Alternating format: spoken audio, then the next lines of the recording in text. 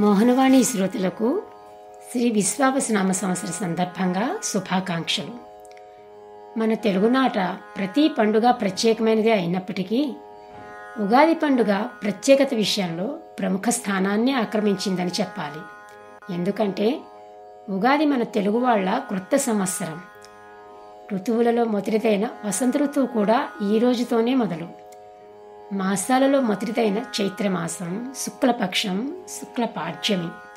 ఈసారి వారాలలో మొదటిదైన ఆదివారం నాడు ఉగాది రావడం యాదృచ్ఛికం.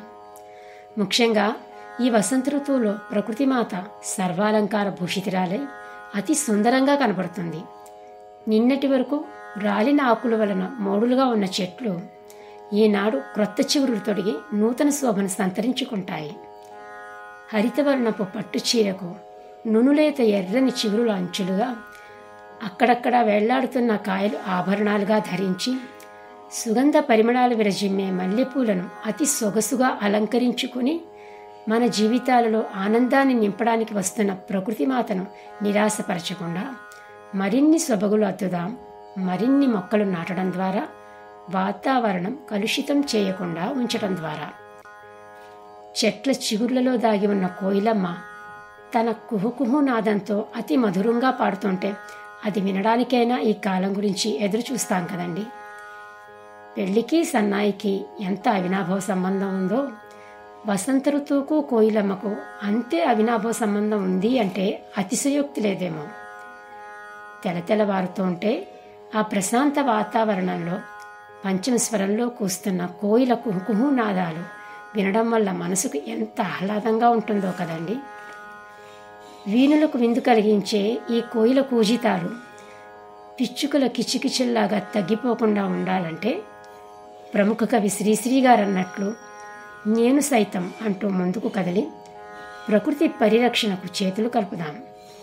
రాబోయే తరాలు ఆరోగ్యంగా ఆనందంగా ఉండాలంటే ఈ విశ్వావసునామ సంవత్సరం నుండే ప్రారంభిద్దాం.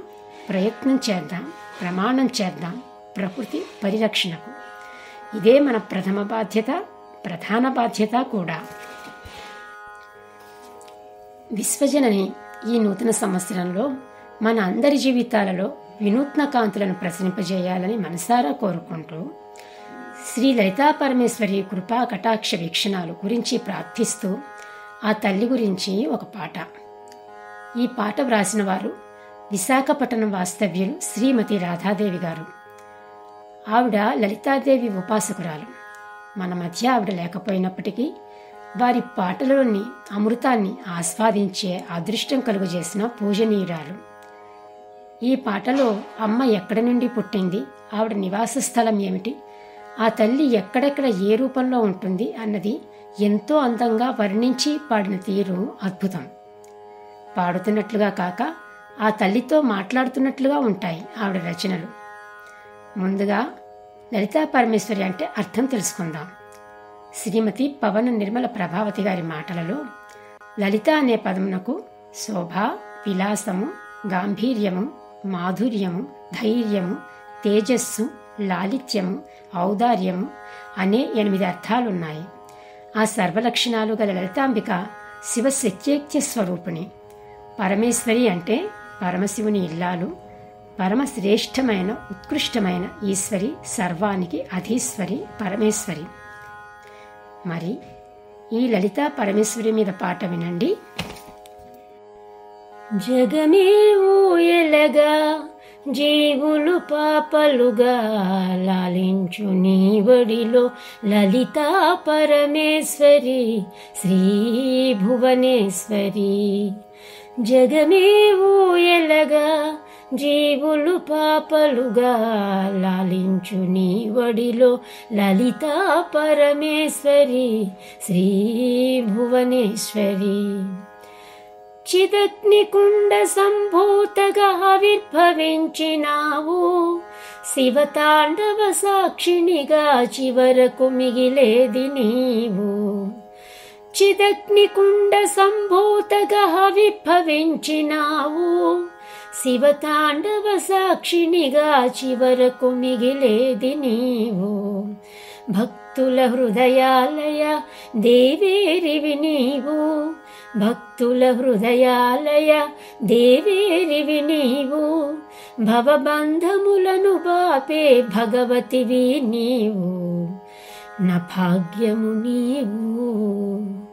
జగమేవో ఎలగా జీవులు పాపలుగా లాలించు నీ వడిలో లలితా పరమేశ్వరి శ్రీ భువనేశ్వరి.